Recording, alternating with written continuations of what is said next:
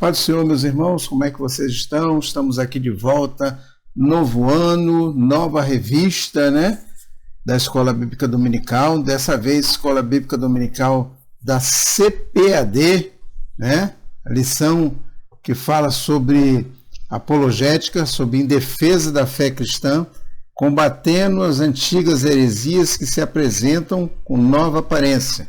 O comentarista dessa revista é o pastor Ezequias Soares, grande teólogo, grande apologeta, e que vai nos trazer, nesse primeiro trimestre, mais sobre a apologética, essa matéria tão discriminada e tão mal compreendida que nós temos aí em nossas igrejas. Muitas das vezes o apologeta é um ser bem desprezado, né?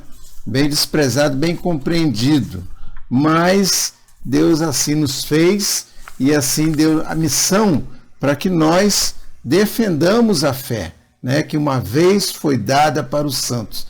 Então nós temos a obrigação de defender a palavra de Deus, custe o que custar, né? A palavra de Deus, ela tem que ser pregada, ela tem que ser ensinada e infelizmente tem que ser defendida, e às vezes de muita gente que está dentro das igrejas também. Então hoje nós vamos fazer a lição número 2, né? Já passou a lição número 1, vamos à lição número 2, que vai ser no próximo domingo.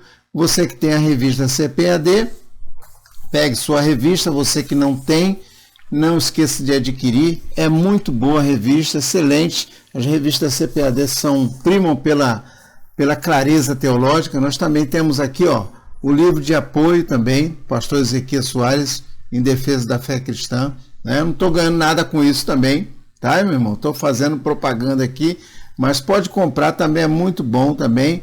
Pode ter uma diferença ou outra, né? Alguma coisa que ele tenha falado aqui que a gente não concorde, mas é assim mesmo. A pregação da palavra de Deus, o ensino é assim mesmo. Nem sempre a gente concorda com certas coisas que os nossos mestres falam, mas a gente tem que ouvir e tem que aprender com eles. Muito bem, meus irmãos, vamos à lição então, em nome de Jesus. E não esqueça você também, antes de começar a lição, de se inscrever no nosso canal Terra Fértil. Não esqueça de dar seu like, não esqueça de divulgar, não esqueça de compartilhar esta aula com alguém que porventura não possa ir na igreja, né, no domingo, não possa estar na igreja. E você vai fazer um grande benefício para a pessoa, divulgando esse vídeo para quem não pode assistir a Escola Bíblica Dominical em sua igreja. Tá bom? Muito bem. A nossa lição número 2, que fala sobre somos cristãos, né? Eu sou o presbítero Ramiro, vou dar aula para vocês aqui hoje, né? Vamos lá, que Deus nos abençoe. Em defesa da fé, Ezequias Soares, combatendo as antigas heresias que se apresentam com nova aparência. Lições bíblicas de adultos, primeiro semestre de 2025, lição 2, cujo título é Somos Cristãos, né? Muito bem. O nosso texto áureo diz: pelo que julgo que não se deve perturbar aqueles dentre os gentios que se convertem a Deus. A nossa verdade prática diz: o cristianismo é uma religião de relacionamento pessoal com Cristo ressuscitado, e não com um conjunto de regras ou ritos, né? Então o cristianismo é a religião de relacionamento pessoal. Você tem que ter um relacionamento pessoal com Deus. Não é uma religião de ritos. Você não se achega até a Deus por causa de ritos.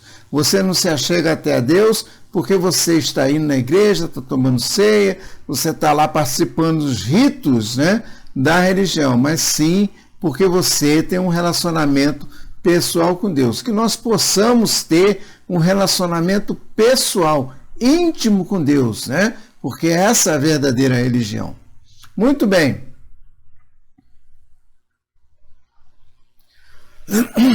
Leitura bíblica em classe.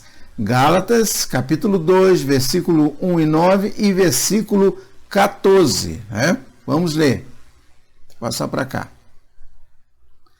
Depois, passados 14 anos, subi outra vez a Jerusalém com Barnabé, levando também comigo Tito. E subi por uma revelação e lhes expus o evangelho que prego entre os gentios e particularmente aos que estavam em estima, para que de maneira alguma não corresse ou não tivesse corrido em vão. Mas nem ainda Tito, que estava comigo, sendo grego, foi constrangido a circuncidar-se. E isso por causa dos falsos irmãos que se tinham entremetido e secretamente entraram a espiar a nossa liberdade que temos em Cristo Jesus para nos porem em servidão, aos quais nem ainda por uma hora cedemos com sujeição, para que a verdade do Evangelho permanecesse entre vós. E, quanto àqueles que pareciam ser alguma coisa, quais tenham sido no outro tempo, não se me dá, Deus não aceita a aparência do homem, esses digo que pareciam ser alguma coisa, nada me comunicaram. Antes, pelo contrário, quando viram que o evangelho da incircuncisão me estava confiado, como a Pedro da circuncisão, porque aquele que operou eficazmente em Pedro para o apostolado da circuncisão, esse operou também em mim com eficácia para com os gentios. E conhecendo Tiago e Cefas e João, que eram considerados como colunas, a graça que se me havia dado, deram-nos as destras e em comunhão comigo e com Barnabé, para que nós fôssemos aos gentios, e eles à circuncisão. Mas, quando vi que não andavam bem diretamente conforme a verdade do Evangelho, disse a Pedro na presença de todos: se tu, sendo judeu, vives como gentios e não como judeu, por que obrigas os gentios a viverem como judeus? Os objetivos da nossa lição. Primeiro é apontar a tendência judaizante predominante entre os primeiros cristãos. Segundo é elencar as pressões sofridas pelos apóstolos por parte dos judaizantes que se opunham ao evangelho da graça. E terceiro é mostrar de que forma a doutrina judaizante faz presente entre os cristãos atualmente. Note bem isso, né? Preste bem atenção nesses três objetivos: apontar, elencar e mostrar. Apontar a tendência judaizante que havia entre os primeiros cristãos, elencar as pressões sofridas pelos apóstolos por causa dos judaizantes, por causa daquele monte de gente judaizante, e mostrar que hoje em dia a doutrina judaizante também está presente em muitas comunidades cristãs atualmente. Muito bem. Nossa introdução. A igreja herdou dos judeus muitas ideias e práticas no campo teológico e ético, visto que a jornada histórica da igreja começou em Jerusalém no dia de Pentecostes, numa comunidade judaica. Ou seja, a igreja, meus irmãos, herdou dos judeus muitas ideias e muitas práticas no campo teológico e ético, né? Por quê? Porque a igreja começou no ambiente judaico, né? Começou lá no dia de Pentecostes, uma festa cristã. O próprio Jesus, né? Tem muita gente que esquece isso. O próprio Jesus era judeu e os judeus iniciaram. Os apóstolos eram judeus e começaram aí a pregar o evangelho aí em Jerusalém, Samaria, né? E até os confins da terra. E esses pontos de interseção levaram alguns a confundir a lei de Moisés com a graça. Isso é muito interessante. Tem muita gente ainda hoje em dia, você vai ver no decorrer dessa lição, que confunde a graça com atos judaizantes. Isso é uma afronta ao sacrifício de Cristo na cruz. Os judaizantes tentavam colocar dentro do cristianismo as práticas, as festas e as leis judaicas que não se aplicavam mais ao ambiente cristão, porque Jesus cumpriu toda a lei. Então eles tentavam impor essas coisas, ou seja, eles simplesmente tiravam, né, totalmente o sentido do sacrifício de Cristo. Isso você vai entender no decorrer da nossa lição. Muito bem. Nessa lição, veremos que Gálatas 2 é um relato de um dos debates que mostram o limite entre o judaísmo e o cristianismo. E os apóstolos, principalmente Paulo, tiveram muita dificuldade de mostrar isso aos judaizantes. Houve uma série de dificuldades porque não entrava na cabeça dos judeus que agora não se colocava vinho novo em odre velho e não se usava odre velhos em vinhos novos, nem vinho velho em odre novo, né? A coisa era bem diferente agora. Muito bem. Subtópico 1.1. 14 anos depois da sua conversão a Cristo, Paulo sobe pela segunda vez a Jerusalém. Essa segunda visita foi por revelação. Ele não foi convocado. Veja bem, são duas visitas. A primeira, a segunda visita, que foi por revelação, que Paulo foi, está lá no versículo 2 do capítulo 11, do versículo 27 e 30 de Atos dos Apóstolos, não sendo uma convocação pelos apóstolos para prestar contas. Não podemos confundir essa visita de Paulo com a sua ida ao Concílio de Jerusalém, que está lá registrado em Atos 15. São duas reuniões diferentes. Essa segunda foi por revelação. Deus revelou a Paulo que ele deveria estar em Jerusalém. E a primeira reunião foi por convocação. Por que isso? Infere-se que a Epístola dos Gálatas foi escrita antes do referido concílio, pois não há menção dele na carta, visto que o concílio tratou do mesmo assunto, ou seja, foi o mesmo assunto que foram tratados com Paulo e os apóstolos, mas essa diferença, esse problema todo, é porque a Epístola dos Gálatas foi escrita antes do concílio, então não haveria, referência a esse concílio que foi, que Paulo foi convocado até lá para dar testemunho daquilo que ele estava pregando aos gentios. Somando os anos mencionados em Gálatas, podemos afirmar que essa visita aconteceu antes da sua primeira viagem missionária. Ou seja, Paulo estava lá na Arábia pregando, durante 14 anos.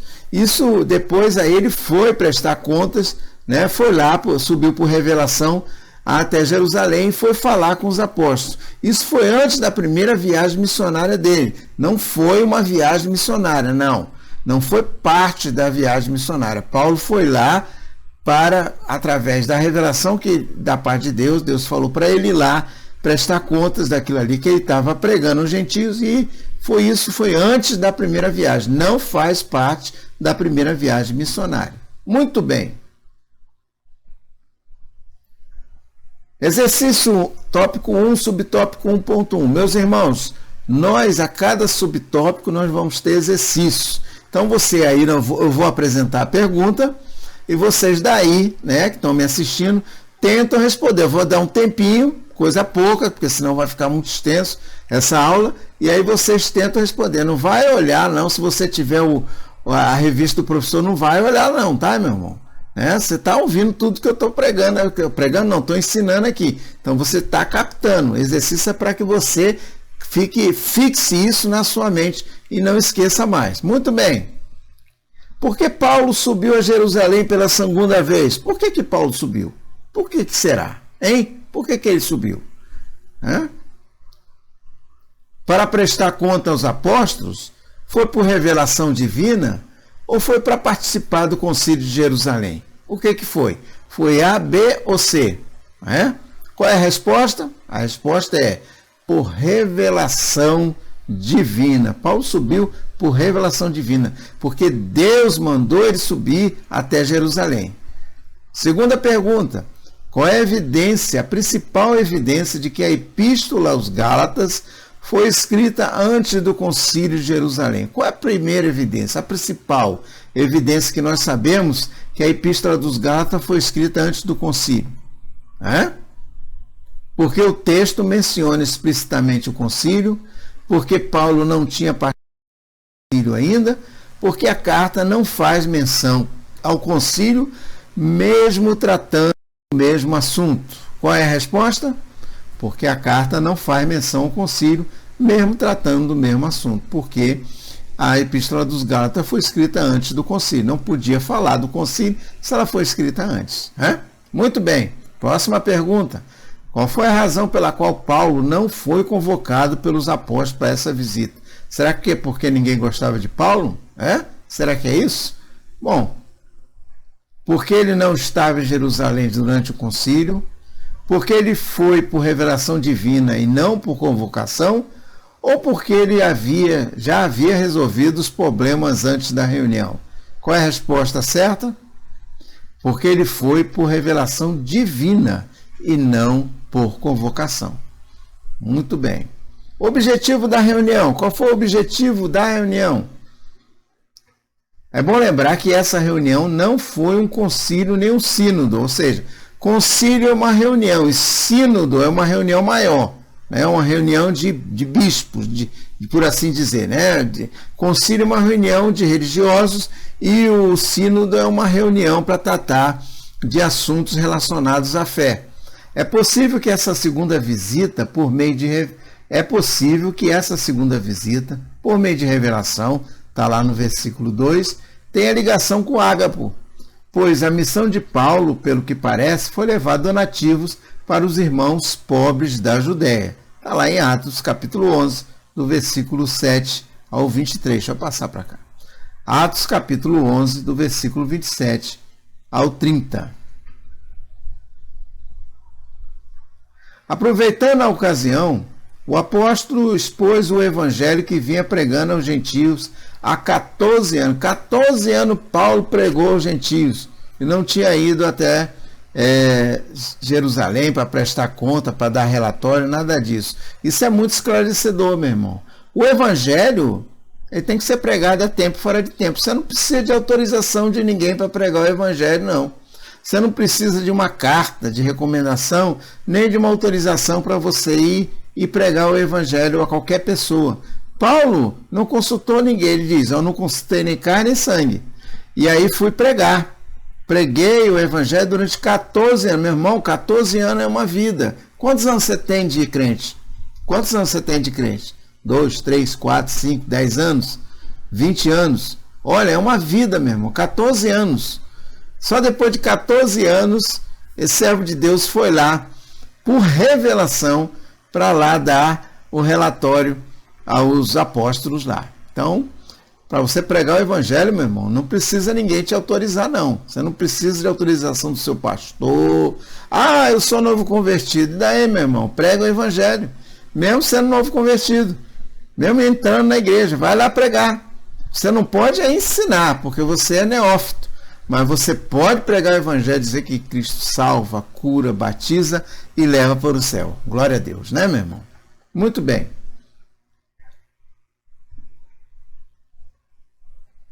Ele tinha convicção que recebeu esse evangelho de Deus. Estava consciente de que a sua subida a Jerusalém era em obediência a uma ordem divina. Qual foi o principal objetivo da segunda visita de Paulo a Jerusalém? Qual é a pergunta? É essa. Participar de um sínodo para discutir o evangelho? Eu vou passar para cá. Misericórdia. Participar de um sínodo para discutir o evangelho, levar donativo para os irmãos pobres da Judéia ou prestar conta sobre a pregação do gentio? A resposta é levar donativo para os irmãos pobres da Judéia. Ele subiu por revelação e também foi entregar os donativos aos irmãos pobres da Judéia. Quem pode estar ligado à revelação que motivou essa visita? Barnabé, Tiago ou Ágapo? Quem pode estar ligado a essa revelação que Deus deu para Paulo? A resposta é Ágapo, Ágabo. O que Paulo fez durante essa visita a Jerusalém? Expôs o evangelho que via pregando aos gentios, solicitou apoio financeiro aos apóstolos ou circuncidou Tito para evitar conflitos judaizantes? Resposta: expôs o evangelho que já vinha pregando. Tito e a circuncisão, né? Isso é muito interessante. Barnabé era judeu, seu nome aparece 3 vezes nesse capítulo, versículo 1, 9 e 13. Sua presença na reunião em Jerusalém não seria problema. Ele era judeu, então não tinha problema nenhum ele estar lá em Jerusalém, já que ele era um judeu, ele não era um gentio. Então ele poderia estar na reunião ali, levado por Paulo, sem nenhum problema, né? Porém,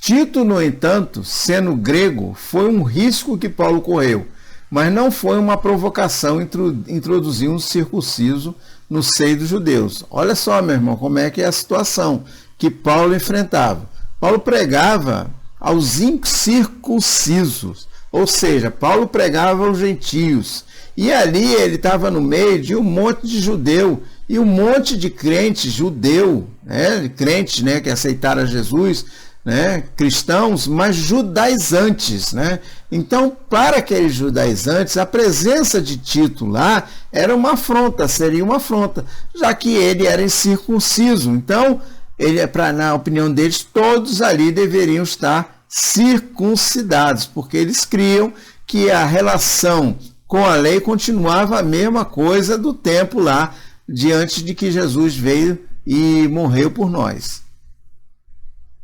Os judaizantes queriam que Tito fosse circuncidado. Encontramos no Novo Testamento a compreensão e a tolerância de Paulo com os fracos na fé, a ponto de circuncidar Timóteo. Mas ele era judeu, mas não era circuncidado, pois sua mãe era judia. Paulo circuncidou Timóteo, está lá em Atos 16:3, porque, por causa dos judaizantes ali, intolerância, incompreensão. Ele falou: Timóteo, eu vou ter que circuncidar você, para não ter problema, não ter confusão. Você já é judeu, eu vou circuncidar você. Tá bom? E circuncidou ele. Veja bem, hein? Veja bem. No entanto, nessa reunião em Jerusalém, onde expôs o evangelho que pregava aos gentios, ele não cedeu nem um pouco, nem por uma hora, nem por um instante. Isso por 2 razões. Qual foram as razões?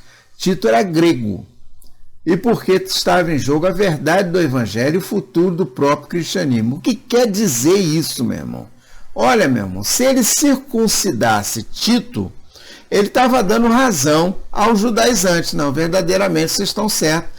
Todo mundo tem que circuncidar, todo mundo tem que participar das festas judaicas, todo mundo tem que comer, não pode comer carne de porco, todo mundo tem que manter a mesma dieta dos judeus, Então vocês estão certos. Se Paulo tivesse circuncidado Tito, ele estava dando razão aos judaizantes, e ele não faria isso, porque estava em jogo o próprio destino do cristianismo. Porque se ele fizesse isso, todos nós, meus irmãos, todos nós, isso seria estabelecido como verdade dentro do cristianismo. Todos nós, todo homem, eu, você que é homem, todos nós teríamos que circuncidar, e todos nós deveríamos seguir o ritual da lei, que é estabelecido lá no início, lá por Moisés, ali por Deus, ali para aquele povo. Então a gente não ia poder comer carne de porco.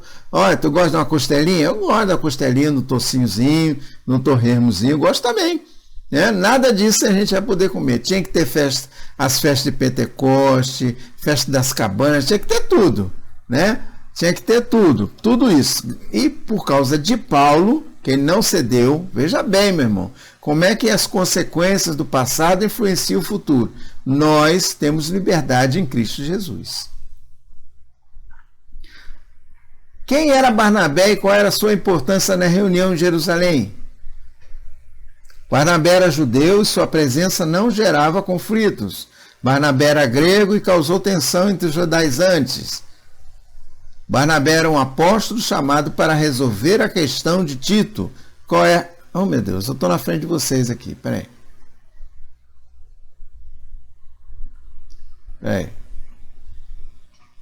Qual é a resposta? Barnabé era judeu e sua presença não gerava conflitos. Porque a presença de Tito na reunião foi considerada um risco? Porque ele era um judeu que se recusava a observar a lei? Porque ele era grego e não circuncidado? Porque ele havia provocado os judaizantes com sua prática? Qual é a verdade? Qual é a pergunta? Qual é a resposta certa? Porque ele era grego e não circuncidado. Muito bem. Porque Paulo decidiu circuncidar Timóteo, mas não Tito? Porque Timóteo era judeu e Tito era grego. Porque os judaizantes não pediram a circuncisão de Timóteo. Porque Tito aceitou a verdade do evangelho sem a circuncisão. Porque Timóteo era judeu e Tito era grego. Paulo jamais ia circuncidar alguém que não fosse judeu.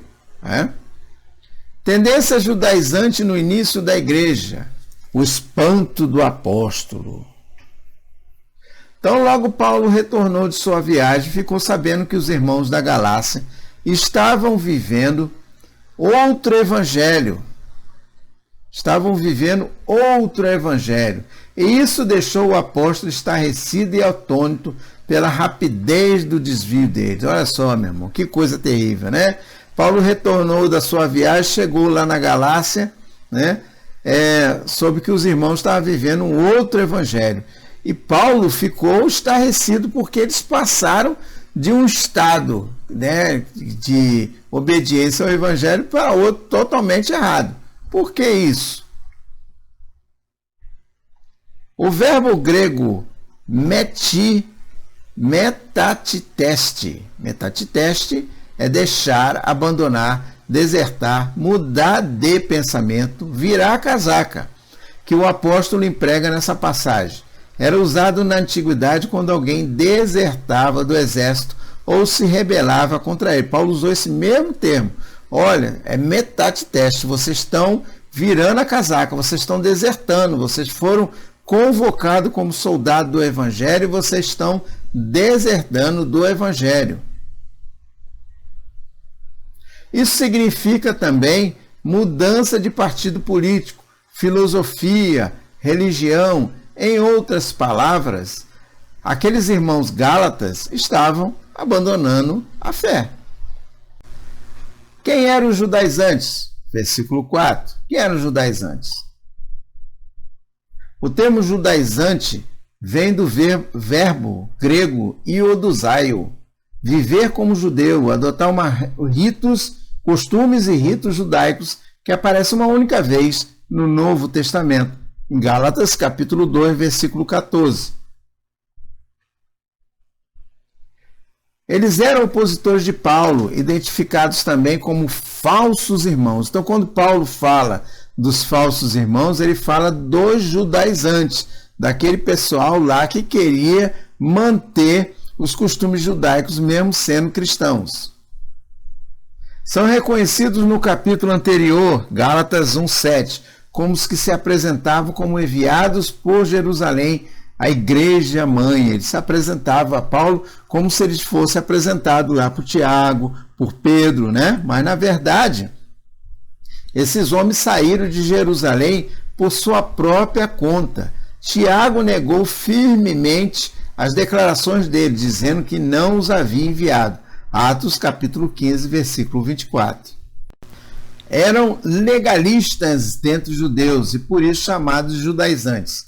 Esses judeus convertidos ao Senhor Jesus ensinavam que os gentios deveriam observar a lei de Moisés como condição para a salvação. Vamos esclarecer uma coisa aqui. Eles não eram judeus e eles não eram judeus não convertidos e nem eles eram gentios. Eles eram judeus convertidos ao cristianismo. Eles eram crentes, meus irmãos. Eles criam em Jesus Cristo, eles foram convertidos. Porém, eles eram legalistas, ou seja, no sentido pejorativo da palavra legalista. Por que é um legalista? Legalista é aquele que quer cumprir a lei, é aquele que quer cumprir tudo à risca, certinho. Então, esse excesso de zelo, ele muitas das vezes é pernicioso dentro da igreja. Por quê? Porque aí se esquece a graça, se esquece a misericórdia, se esquece o amor, para cumprir a frieza da lei, a frieza da letra, né? Então, esses judaizantes, eles queriam cumprir a lei de Moisés. Não, Jesus veio, tá, nos salvou, nós aceitamos, mas Jesus não veio só, ele não cumpriu a lei, não. Nós continuamos com a lei aqui. Então, tem que circuncidar, tem que comer só a comida que está lá em Levítico. Você só pode... no sábado você não pode trabalhar, você não pode fazer nada. Essas coisas que o judeu não convertido a Cristo faz, né? A observância da lei. Nós não precisamos mais observar a lei. Isso a gente vai aprender no finalzinho aí dessa lição muito interessante. Se você pertence a alguma igreja que está com símbolo judaico na igreja, meu irmão, preste bem atenção nessa lição, tá bom? Muito bem. Não é necessário muito esforço para perceber o quanto Paulo e Barnabé foram pressionados pelos judaizantes diante dos demais apóstolos de Jerusalém. À luz do versículo 9, parece que somente João, Pedro e Tiago estavam presentes. Os outros apóstolos deveriam estar em atividade missionária em outras regiões. Ou seja, a gente só vê Pedro, Tiago, João, Pedro e Tiago, né? Então os outros apóstolos deviam estar fora de Jerusalém para não participar da reunião. Os judaizantes, chamados de falsos irmãos, conseguiram furar o bloqueio e entraram sem ser convidados na reunião. Eles entraram lá na reunião lá de obreiro, meus irmãos, entraram lá na reunião de ministério sem serem convidados, sem terem sido convocados, né, participar daquela reunião. Entraram lá de supetão, invadiram aquilo tudo lá, né, para participar daquilo lá, não é? Hoje em dia transcrito aqui para o tempo de hoje, né? Eram inimigos da liberdade cristã, do evangelho de Paulo e do próprio cristianismo. Por quê, meu irmão? Ou seja, liberdade cristã, meu irmão, é para pregar o evangelho, né? Você tem que ter liberdade para pregar o evangelho, você tem que ter liberdade para você colocar um ponto de pregação se você quiser, para pregar o verdadeiro evangelho, não o evangelho judaizante, mas o verdadeiro evangelho, a palavra de Deus. Você pode pregar na sua rua, você pode pegar uma caixa de som, colocar lá e pregar o evangelho na rua, desde que esteja de acordo com as autoridades constituídas. É claro, você não vai pregar o evangelho meia-noite, 2 horas da manhã, para acordar a vizinhança toda, né? Tudo seja feito com ordem e decência. Mas nós podemos pregar o evangelho, nós temos liberdade em Cristo Jesus. Era isso que os judaizantes não entendiam. Eles achavam que deveriam sempre cumprir a lei. Veja bem. O pior de tudo é que essas pessoas estavam infiltradas na igreja e conseguiam até entrar em reuniões apostólicas. Então, meus irmãos, às vezes está infiltrado lá. O legalista, né, o religioso excessivo, né, que acha que tem que cumprir toda aquela ritualística, senão ele não está agradando a Deus. Muitas das vezes ele está infiltrado ali. Tópico 3. Tendência judaizante de hoje. Nós estamos chegando no finalzinho. Bom, o mesmo evangelho. O evangelho é um só, não há dois, não tem dois, é um só. O evangelho de Pedro e de Paulo também é chamado respectivamente de o evangelho da circuncisão e da incircuncisão. São meras formas de apresentação, pois o conteúdo é o mesmo. Ambos receberam uma incumbência da parte de Deus, mas com audiências diferentes. Ou seja, um pregava para os judeus e o outro pregava para os gentios. A audiência era diferente, mas o evangelho é o mesmo. O evangelho pregado é o mesmo. A razão é o mesmo. O alvo é o mesmo, Jesus Cristo. O ensinamento, a doutrina era a mesma, né? Não tem nenhuma diferença. O compromisso de Paulo era com os gentios. Ele foi constituído por Deus apóstolo e doutor dos gentios. Está lá em 1 Timóteo, capítulo 2, versículo 7, e 2 Timóteo, capítulo 1, versículo 11, para pregar aos não-judeus. Romanos, capítulo 11, versículo 13. E o de Pedro era com os judeus, mas a mensagem é a mesma. Ou seja, cada um tinha um ministério diferente, meu irmão. Tem gente que tem ministério para pregar nos índios, com os índios, lá no Xingu, lá seja onde. Tem uns que tem ministério para pregar na igreja, Tem uns que têm ministério para pregar lá com os doentes, com os enfermos, nas prisões, com os encarcerados. Cada um prega aquilo que Deus, no local que Deus lhe chamou, mas o evangelho é sempre o mesmo. Pedro tinha chamada para pregar com os judeus e Paulo com os gentios, ou seja, aqueles que não eram judeus. Perigo da doutrina judaizante. Olha, isso aí é muito perigoso. Vamos lá. Os apóstolos viam em tudo isso dois problemas sérios: a ameaça à liberdade cristã e o perigo de o cristianismo se tornar uma mera seita judaica. Ou seja, em vez de se tornar a mensagem da cruz, ela ia acabar passando a ser uma seita, seita judaica, como, por exemplo, a dos fariseus, a dos saduceus, a dos essênios. Seria um apêndice à lei judaica, e não é isso que Jesus queria.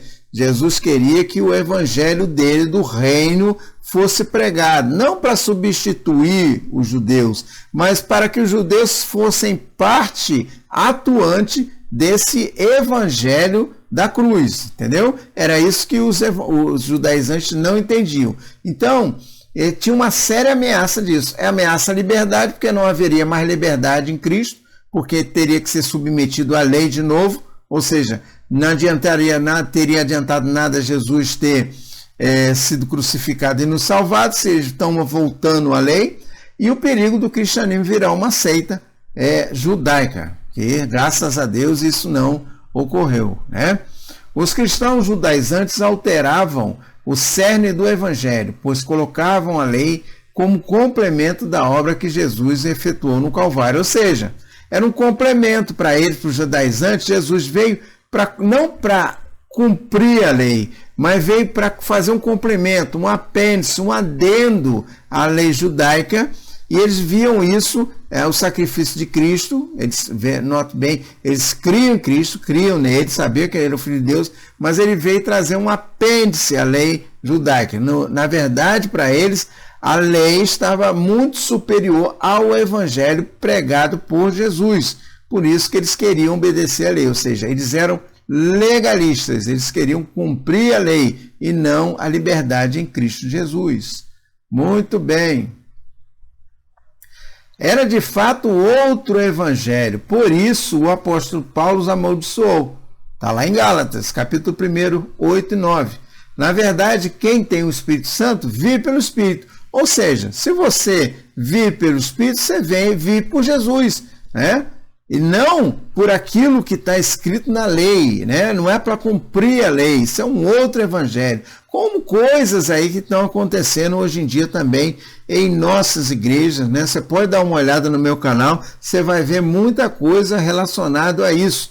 Coisas que estão acontecendo que são um outro evangelho, não o evangelho pregado, não o evangelho verdadeiro da cruz do Calvário.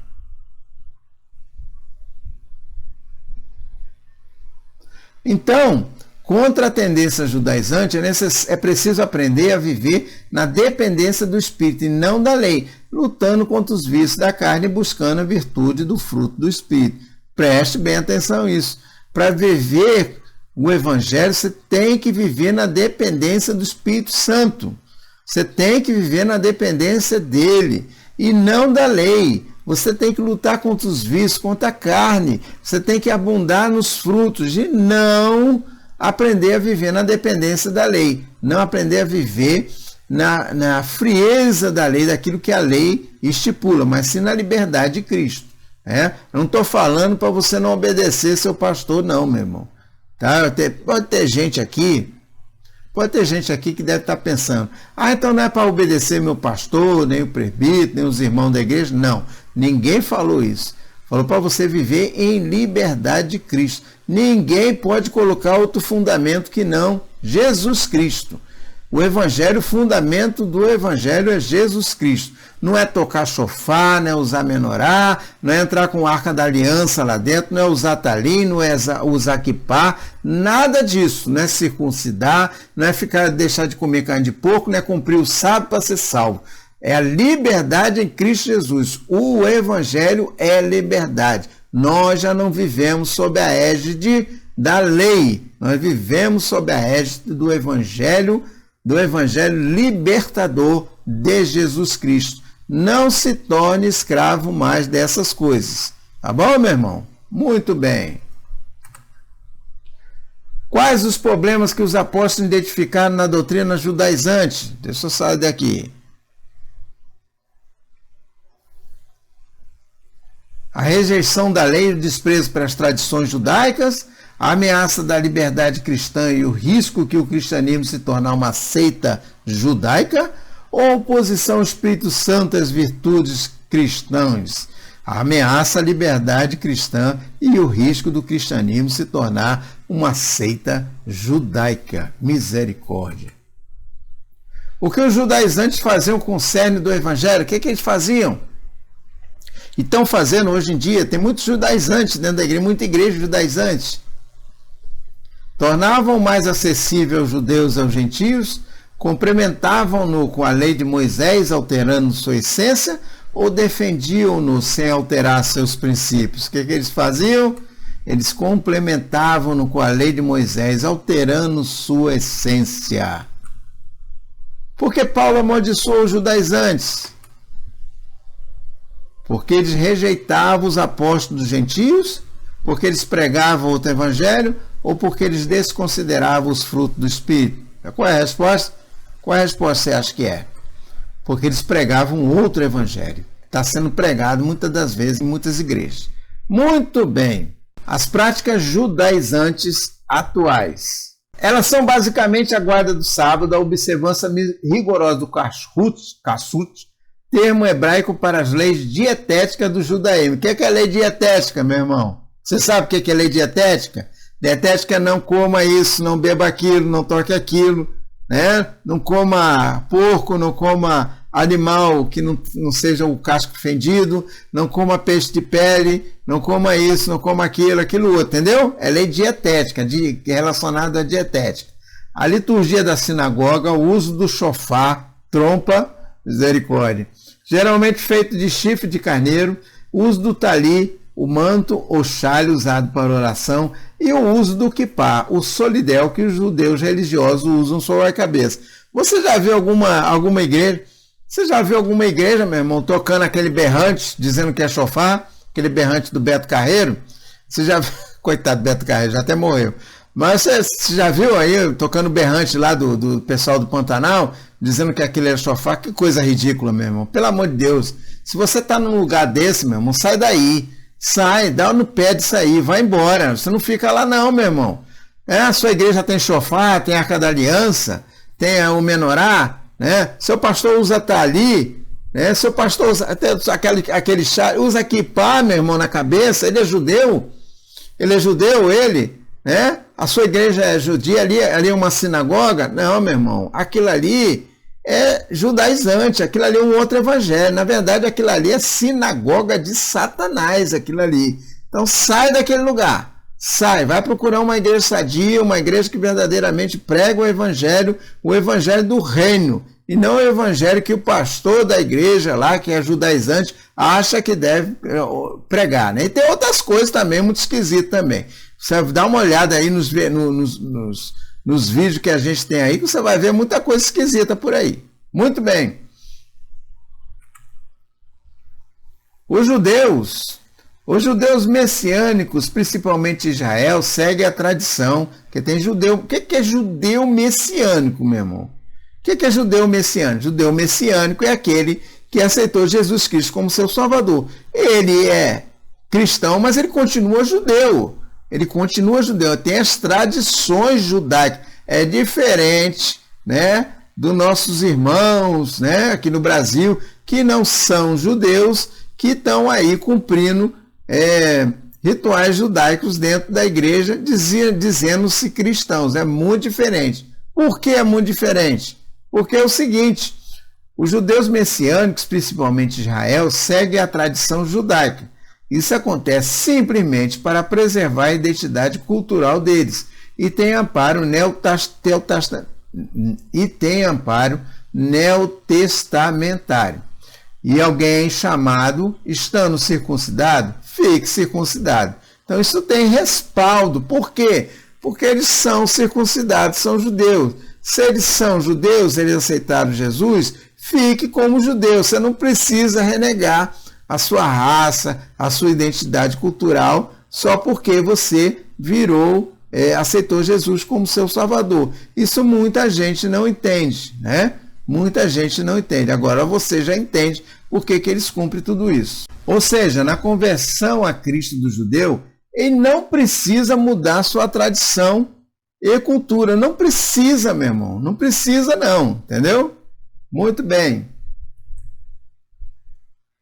Os não-judeus, da mesma forma, é que alguém chamado estando incircuncidado, não se circuncide. Olha, é tão simples o evangelho, meu irmão. O pessoal transtorna tanto o evangelho por aí, né? Transtorna tanto o evangelho, coloca tantos apêndices dentro do evangelho que não existe, né? Para transtornar, transforma o evangelho numa confusão. É tão simples. Tu é judeu, continue como judeu. Você não é judeu, fique como não judeu. Você não precisa virar judeu, não.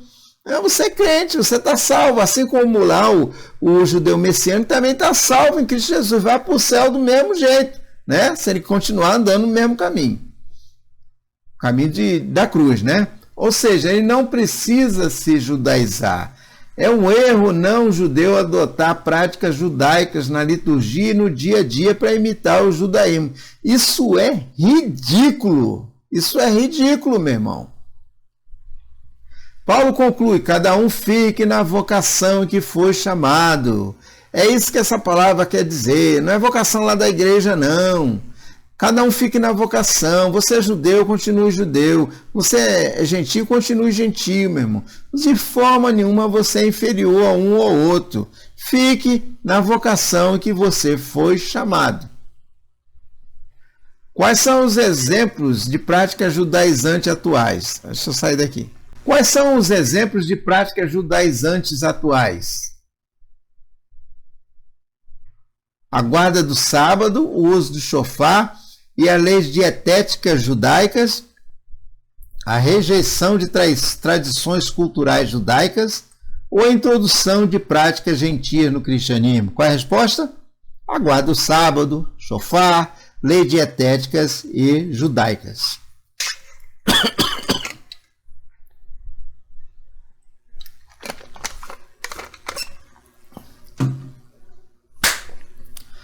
A guarda do sábado, o uso do shofar e as dietéticas judaicas. Por que os judeus messiânicos preservavam suas tradições culturais? Para fortalecer a identidade judaica e porque tem amparo neotestamentário, para evitar os conflitos com os gentios cristãos, para substituir o evangelho pela tradição judaica. O que você acha?